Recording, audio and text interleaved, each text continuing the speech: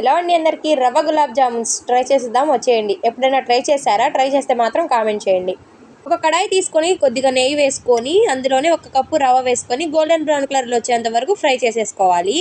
ఇలా మంచిగా ఫ్రై అయిన తర్వాత కొంచెం కొంచెం కాచి చల్లార్చిన పాలు వేసుకుంటూ మంచిగా కలుపుకోవాలి, లంప్స్ ఏమీ లేకుండా.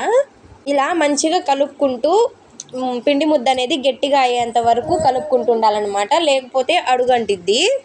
ఎక్కడా కూడా ఆపకుండా మంచిగా కలుపుకుంటూ ఉండాలి. ఇలా గట్టిగా అయిన తర్వాత ఒక ప్లేట్ తీసుకొని దానికి కొద్దిగా నెయ్యి అప్లై చేసేసుకొని మనం ప్రిపేర్ చేసి పెట్టుకున్న రవ్వ ముద్ద ఉంటుంది కదా, సో అందులో వేసేసుకొని మంచిగా రబ్ చేసుకోవాలి. చేతికి కొంచెం నెయ్యి అప్లై చేసుకుంటూ రబ్ చేసుకోవాలి, వేడి మీదే రబ్ చేసుకోవాలి.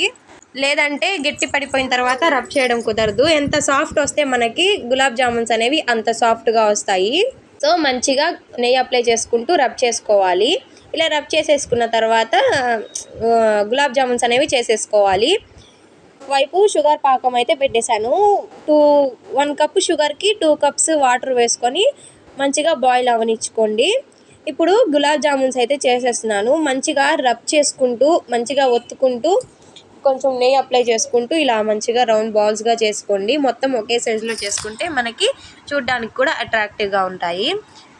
చూసారు కదా, ఎలా రబ్ చేసుకుంటూ మొత్తము ప్రిపేర్ చేసేసుకోవాలి. ఇప్పుడు కడాయి తీసుకొని ఆయిల్ వేసుకొని ఆయిల్ హీట్ ఎక్కిన తర్వాత గులాబ్ జామున్స్ అనేవి అందులో వేసేసుకొని మంచిగా ఫ్రై చేసేసుకోవాలి. ఈలోపు షుగర్ పాకంలోకి 2 ఇలాచీలు దంచుకొని వేసేసుకున్నాను. వేసేసుకొని కొంచెం మరిగించుకోవాలి. ఈ గులాబ్ జామున్స్ అనేవి మంచిగా కలుపుకుంటూ 2 సైడ్స్ గోల్డెన్ బ్రౌన్ కలర్లో వచ్చేంత వరకు ఫ్రై చేసుకుంటూ ఉండాలి. ఇలా మంచిగా ఎర్రగా వచ్చిన తర్వాత తీసేసుకొని పక్కన పెట్టేసుకోవాలి. మిగిలిన గులాబ్ జామున్స్ కూడా సేమ్ ప్రాసెస్లో ఫ్రై చేసుకోవాలి.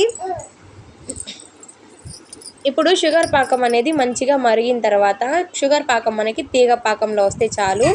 తీగ కన్సిస్టెన్సీ వస్తే ఇంకా తీసేసుకొని చల్లారనిచ్చుకోవాలి. ఇప్పుడు గులాబ్ జామున్స్ ప్రిపేర్ అయిపోయినాయి కదా, సో వేడి మీదే గులాబ్ జామున్స్ వేసేసాను నేను, అందుకని చెప్పి ఇలా పగుళ్ళు వచ్చాయి.